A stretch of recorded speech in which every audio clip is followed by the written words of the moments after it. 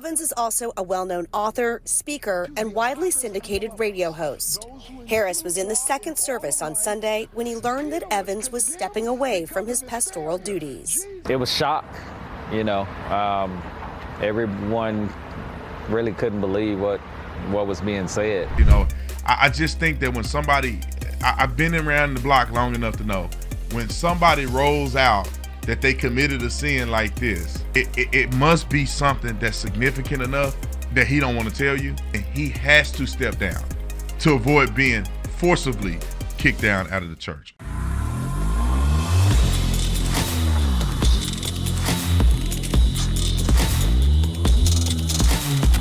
There's a very common sense reason gold is pushing to all-time highs right now. Actually, there's several reasons. The cost of goods continues to rise despite interest rates controlled by the Fed. Since January 21st, cost of living is up 17.9%. The national debt continues to skyrocket, now above $34 trillion, causing many to worry when the house of cards will come crashing down.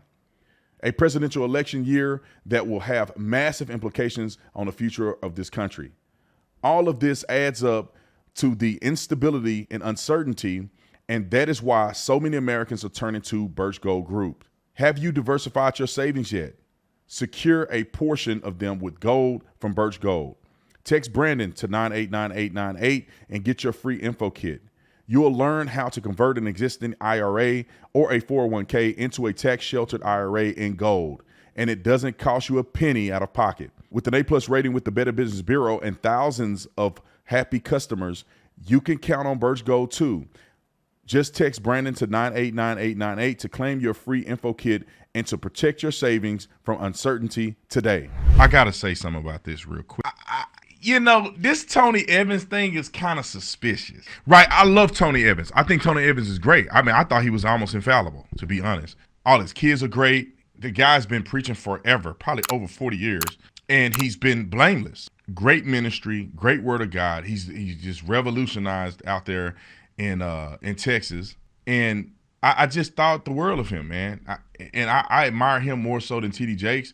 Because if you look at T.D. Jakes' kids, they gay and weird and doing all this other stuff.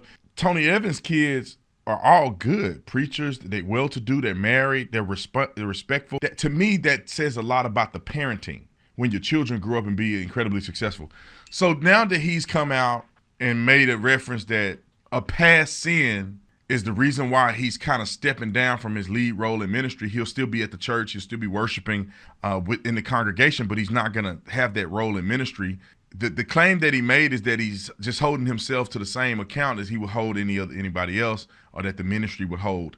But the weird thing is that he's saying that he's stepping down now because of a previous sin. The longtime pastor of Oak Cliff Bible Fellowship Church suddenly decides to step down. Yeah, he told his congregation that the move was, and I'm quoting, due to sin. Our Brooke Rogers has reaction from those church members. Tony Evans has been the senior pastor here for 48 years and has grown membership to around 10,000 people. Church members we spoke to today said they support and admire Evans through this surprising change in leadership. Yes, he's a staple in the community. I think he is one of the most known pastors in the nation. A former chaplain for both the Dallas Cowboys and the Mavericks, Evans is also a well-known author, speaker, and widely syndicated radio host. Harris was in the second service on Sunday when he learned that Evans was stepping away from his pastoral duties. Evans told the congregation that he had committed a sin a number of years ago and that he is required to apply the same biblical standard of repentance and restoration to himself that he has applied to others. He said, quote, "While I have committed no crime, I did not use righteous judgment in my actions. In light of this, I am stepping away from my pastoral duties and am submitting to a healing and restoration process established by the elders. This will afford me a needed time of spiritual recovery and healing." Wait a minute, how does that work? So was it a sin back then or it's a sin now? How are you doing an action today regarding an old sin? You asked God for forgiveness, didn't you? Okay, you're over it. Why are we addressing this? This is why. And I hate that this is happening. I told my wife when it first came out, I said, oh, no, baby. It's something bad. Now, as long as he's not diddling boys and stuff, I think I can see him in a positive light even after this comes out. But it's not good. Let me tell you the things that I question that comes to my thought process. Now, I don't know this for a fact because I wasn't there. I don't know what he gonna come out with, right? He ain't said nothing about what the sin was. But you got to think, he said a sin that he committed a few years back. His previous wife passed away. I believe the woman that he's either seeing or dealing with now, her husband passed away almost around that same time. So I don't know if these two people were messing with each other and it has now surfaced, and therefore he's saying I'm stepping down now because of this. If it comes out, it's going to be a significant big deal. That's kind of what I think is going to happen. Or there's some sin or something that he did that somebody's either threatened to expose or emails have been exposed. Something has been exposed because he's getting ahead of it and saying he's going to step down because of a previous sin. Let me add this part. And I love Tony Evans, and I pray for him, and I pray that this is not a bad thing. And if it is, I pray that God forgive him and that he can be restored. But I'll say this: I don't like when pastors come out and make a public statement, but they don't become public about what they're apologizing about. It's like, look, man, I'm stepping down because of a previous sin. What was the sin? What was the sin? Now, we all fall short of the glory of God. We all have things that we have to work on. What was so significant about this sin that you've stepped down from ministry of probably over 40 years? Probably have ministered and preached and taught messages, probably impacting hundreds of millions of people. And this one sin that you did not disclose to us is the reason why you stepping down right now and holding yourself accountable. I just don't like when people do that. Like, just don't tell us nothing. Just don't tell us anything. Your church is the only people that really need to know. So you just, you step away from the pulpit, send them an email. You make it public to the world and you don't even tell us what happened? How are we going to fully be connected to this process if you just sprinkling seeds or something? That's like me being on the radio and I say, you know what, y'all? I want you to know that I'm stepping away from the radio. There's a sin that I committed a couple years ago and I'm holding myself accountable. Like, what? People are like, well, what did you do? The way it should go is that, yeah, I don't know. I stole a candy bar from the store and I feel bad about it. And I feel like I never addressed it and it's been eating away at me. So now I'm going to punish myself or whatever you want to say, hold myself accountable today because that's really eating away at me that I stole that candy bar.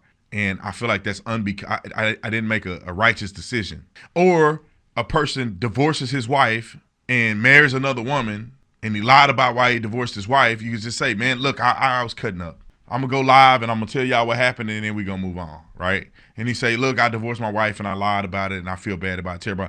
I guarantee you people will say, oh, what? That's all? Oh, man, we forgive you, man. What you stepping down for? We forgive you. We love you.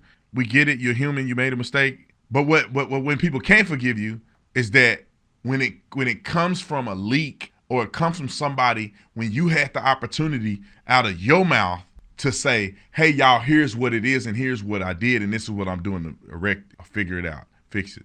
Not that I'm stepping down and then all of a sudden somebody got text messages of you sending your genitals to kids at the church or something. That's just my take on the Tony Evans thing. I just think that when somebody, I've been around the block long enough to know when somebody rolls out that they committed a sin like this, it must be something that's significant enough that he don't want to tell you, and he has to step down to avoid being forcibly kicked down out of the church. Y'all hold the phone. I'll be back after the break. All right, y'all, welcome back to the Tatum Show. Tony Evans, let me just finish it with this. God bless him. He's been such an incredible impact on a lot of people's lives, and I pray that people have a little grace on him because there's no way a man can do that much greatness and one thing can just erase everything he's ever done in his life. So whatever comes out, I pray that you just pray for the man and not throw him away, unless it's with kids. Throw him away if he's dealing kids. Only let God do the rest of it. But I would never. It's a shame. Like, remember that guy, Zacharias? Am I saying his name? Am I right about that? Robbie Zacharias? That he was doing some stuff he wasn't supposed to be doing, and after he passed, everybody found out that he wasn't who you thought he was. I mean, I always say this because I know I'm not above reproach and I'm not above sinning and cheating, and I'm humble and honest enough to know that I'm a human being And I know a lot of good men that do a lot of bad things. And so I want us to all consider this. Don't be so naive to think it will never happen to you. Don't be so naive to say, I never cheat on my wife. Be the type of person that says, I'm going to make sure I don't cheat on my wife. I'm going to be proactive and making sure I don't fall in the same traps that other men have fell into. Don't ever think that it won't happen to you because you're just so good. I have to check myself on that, because I feel like I'll never cheat on my wife. It'll never happen. But that's the same thing all these other people have said. You think King David, who loved God probably more than any of us, the Bible says he was a man after God's own heart, and he cutting up and sleeping with Bathsheba. I mean, this dude's the king of Israel. He got his name in the Bible, and he cutting up. So what does that mean? That means that we should always be very graceful with people when you can. Your prayer should be, God, please protect me from the snares and the traps that my predecessors or other men have fallen into. Help me to never develop the mind to want to cheat. Help me to never be in the situations a possibility to cheat or to do whatever else that could be a sin. If it's drinking, if it's gambling, if it's fornicating, whatever the case may be, don't be so naive to think that you will never be the one cutting up and doing something you ain't supposed to. Carry that humility to say, God, I see how people are making mistakes. I really have mercy on them and grace for them. And I just pray that I don't fall in the same trap as some of these other people. Put your faith and dependence on God. Ladies and gentlemen, I'll see you on, not tomorrow, but the day after tomorrow. I'll be back. Hold the phone.